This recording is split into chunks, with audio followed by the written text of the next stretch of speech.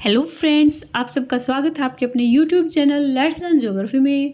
Friends, हम पढ़ रहे हैं जियोमॉर्फोलॉजी, जिसमें कल पढ़ा था हमने रॉक्स का पार्ट 2 और आज पढ़ेंगे रॉक्स का पार्ट 3 और वो होगा मेटामॉर्फिक रॉक्स, यानी कि रूपांतरित या कायांतरित चट्टानें। तो चलिए फ्रेंड्स, शुरू करते हैं आज का हमारा ये टॉपिक।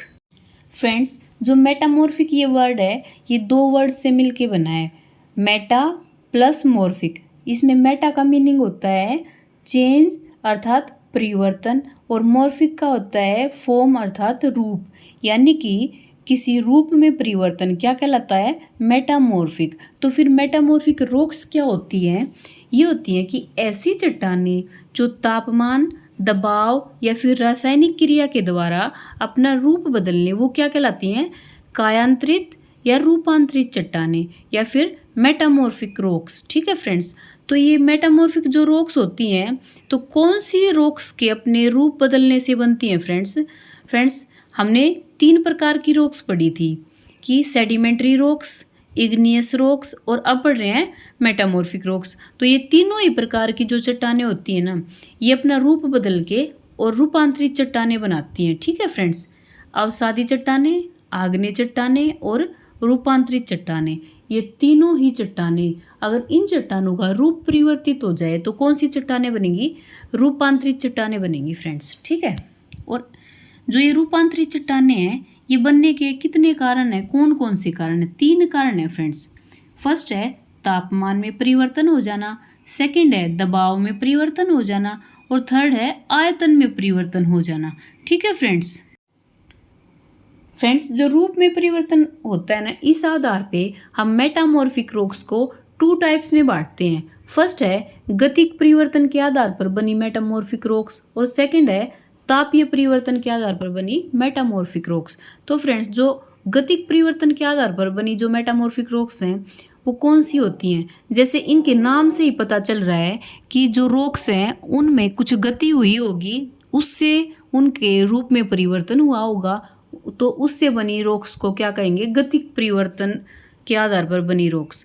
फ्रेंड्स, ये कैसे बनती हैं ये देखते हैं कि हमारी जो पृथ्वी के अंदर है ना, जो भी हलचल होती है उससे जो रॉक्स होती हैं उनमें वलन पड़ जाते हैं। अगर रॉक्स में वलन पड़ेंगे तो वो टूटेंगी, और टूटने से उनका रूप परिवर्तित होगा, तो उसको क्या कहेंगे हम, गति परिवर्तन के कारण बनी रॉक्स। ठीक है, दूसरा है अगर भूपृष्ठ के ऊपर जो भी ऊपर जो चट्टानें होती हैं उनका प्रेशर आ जाए, जो भूपृष्ठ के अंदर वाली चट्टानें होती हैं, और वो अंदर वाली चट्टानें वो टूट जाएं, सिर्फ टूटें, जबकि उनमें रासायनिक परिवर्तन ना हो, तो इस प्रकार जो बनी चट्टानें होती हैं ना, वो कहलाती हैं गति में परिवर्तन होने से बनी चट्टानें। और इनमें एग्जाम्पल में हम किसको शामिल करेंगे, ग्रेनाइट का नीस में बदलना। तो गतिक परिवर्तन 2 तरह से हुआ फ्रेंड्स। एक तो जो हमारी ये विवर्तनिक जो प्रक्रियाएं होती हैं उससे चट्टानों में वलन पड़ा और वो टूटी, फिर उनका रूप परिवर्तन होकर बनी चट्टानें। दूसरा है जो भूपृष्ठ की जो ऊपरी चट्टानें हैं उनका प्रेशर जो अंदर वाली चट्टानें हैं उनके ऊपर आ गया और अंदर वाली चट्टानें टूट गई, जिससे उनकी फॉर्म चेंज होगी, तो कहलाई वो गतिक परिवर्तन के आधार पर बनी रूपांतरित चट्टानें। ठीक है फ्रेंड्स, नेक्स्ट है तापीय रूपांतरण के कारण बनी चट्टानें। तापीय रूपांतरण से पता चल रहा है कि मान लो चट्टानें हैं, उस स्थान का ताप बढ़ा होगा, टेम्परेचर बढ़ा होगा, और फिर चट्टानों में रूप परिवर्तन हुआ होगा। एक बार हम इसकी जो डेफिनेशन है वो देख लेते हैं कि अधिक तापमान के कारण चट्टानों में उपस्थित खनिजों में रासायनिक परिवर्तन हो जाए तब बनी चट्टानें तापमान रूपांतरण से बनी चट्टानें कहलाती हैं। क्या होगा फ्रेंड्स कि मान लो कहीं पे चट्टानों में खनिज हैं और वो चट्टानें हैं, उनका टेम्परेचर बढ़ जाए और वो जो खनिज हैं वो भी एक खनिज का दूसरे खनिज में कन्वर्ट हो जाना, तो इससे क्या होता है कि ये जो चट्टानें होती हैं इनको कहेंगे तापीय रूपांतरण से बनी चट्टानें।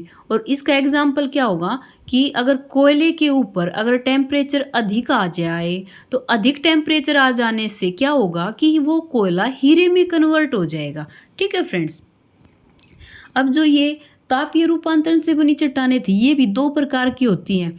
फर्स्ट है संपर्क रूपांतरण चट्टानें और सेकंड है प्रादेशिक रूपांतरण चट्टानें। तो हम देखते हैं कि जो संपर्क रूपांतरण जो चट्टानें होती हैं वो कौन सी चट्टानें होती हैं फ्रेंड्स।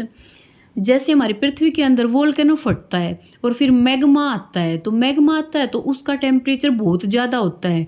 अगर कोई भी रॉक उस मैग्मा के आगे आ गई तो क्या होगा कि वो मैग्मा उस रॉक को मेल्ट कर देगा।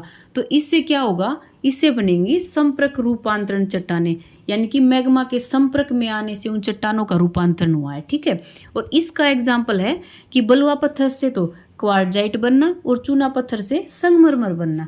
ठीक है फ्रेंड्स, नेक्स्ट है प्रादेशिक रूपांतरण से बनी चट्टानें।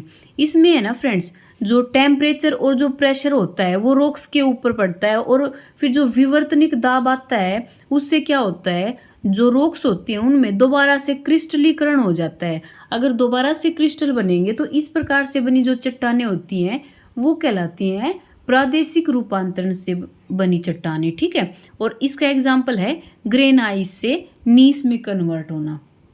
ठीक है, एक बार फिर से देख लेते हैं फ्रेंड्स इनको हम, कि जो संपर्क रूपांतरण चट्टानें होती हैं वो तो होती हैं कि मैग्मा आया और मैग्मा के आगे कोई रॉक आ गई, फिर वो मेल्ट होगी, उस रॉक को तो कहेंगे हम, जो फॉर्म बदल गया उसको संपर्क रूपांतरण चट्टान। और दूसरा है कि टेम्परेचर और प्रेशर के कारण जो रॉक में विवर्तनिक दबाव आया जिससे जो शैल थी, जो रॉक थी उसमें क्रिस्टलीकरण हुआ, तो इससे बनी जो चट्टान है, फॉर्म बदला है उसका, उसको कहेंगे प्रादेशिक रूपांतरण की चट्टान। ठीक है फ्रेंड्स, और जो ग्रेनाइट से नीस बनती है वो प्रादेशिक रूपांतरण का ही उदाहरण है। ठीक है, आगे देखते हैं फ्रेंड्स। जो स्लेट है वो 150 डिग्री से 200 डिग्री के टेम्परेचर पर अगर उसको डाला जाए तो वो फाइलाइट में कन्वर्ट हो जाती है, और स्लेट का फाइलाइट में इस प्रकार बदलना उसका पुनः रूपांतरण कहलाता है। ठीक है, नेक्स्ट है फ्रेंड्स, कुछ चट्टानें हैं, आग्नेय चट्टानें हैं जो अपना रूप परिवर्तित करके और रूपांतरित चट्टानें बन जाती हैं। वो कौन सी हैं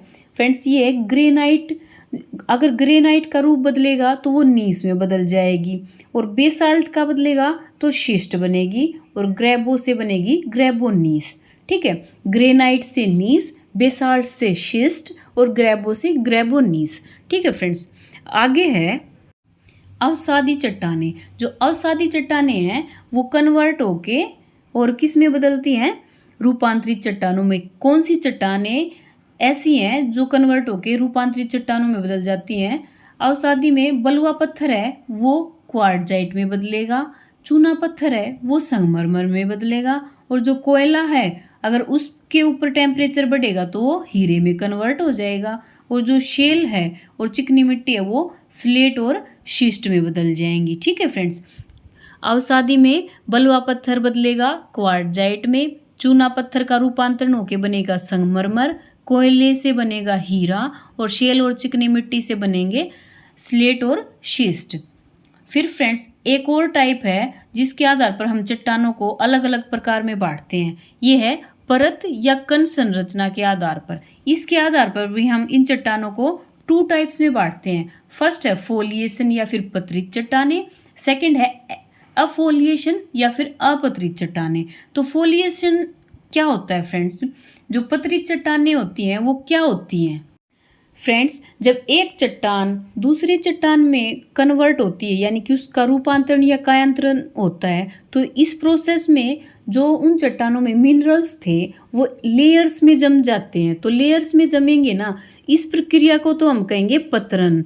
और फिर ये जो चट्टानें बनती हैं जिनमें ये लेयर्स में ये मिनरल्स थे ये व्यवस्थित हो गए, तो इन चट्टानों को कहेंगे पत्रित चट्टानें या फिर ये फोलिएशन, या फिर इनको हम कहेंगे संरेखण। संरेखण क्यों कहेंगे, क्योंकि इनमें ये रेखा सी बन जाती है और इनमें बीच बीच में मिनरल्स होते हैं, उनकी परतें जम जाती हैं। ठीक है फ्रेंड्स, ये थी पत्रित चट्टानें। और अपत्रित चट्टानों में क्या होता है कि जल के प्रभाव के कारण जो चट्टानें होती हैं वो लेयर्स में नहीं जमती, बल्कि वो मोटे मोटे कणों में जम जाती हैं, और इसको कहते हैं अपत्रित चट्टानें। और संगमरमर जो है वो इसी का ही एग्जाम्पल है। एक बार फिर से देख लेते हैं पत्रित चट्टानें। फ्रेंड्स, मान लो कोई भी रॉक है और उसका रूपांतरण हो रहा है, तो उस रॉक में जो मिनरल्स होते हैं वो लेयर्स में व्यवस्थित हो जाते हैं, तो इस प्रक्रिया को तो कहेंगे पतरन, और इस प्रकार से जो चट्टानें बनती हैं उनको कहेंगे पत्रित चट्टानें। और इनको हम संरेखण या संरेखण या शल्कन विधि भी कहते हैं। ठीक है फ्रेंड्स, चट्टानों के बनने की। नेक्स्ट है अपत्रित चट्टानें। अपत्रित चट्टानों में ना जल के प्रभाव के कारण जो चट्टानें हैं वो परतों में नहीं जम पाती, बल्कि वो बड़े बड़े खंडों में या कणों में जमने लग जाती हैं। इनको कहते हैं अपत्रित चट्टानें, और इसका एग्जाम्पल है संगमरमर चट्टानें। ठीक है फ्रेंड्स, आगे चलते हैं। रूपांतरित चट्टानों की विशेषताएं।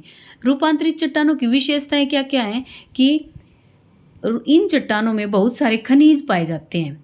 और कौन से खनिज होते हैं? कुछ खनिजों के नाम क्या क्या हैं?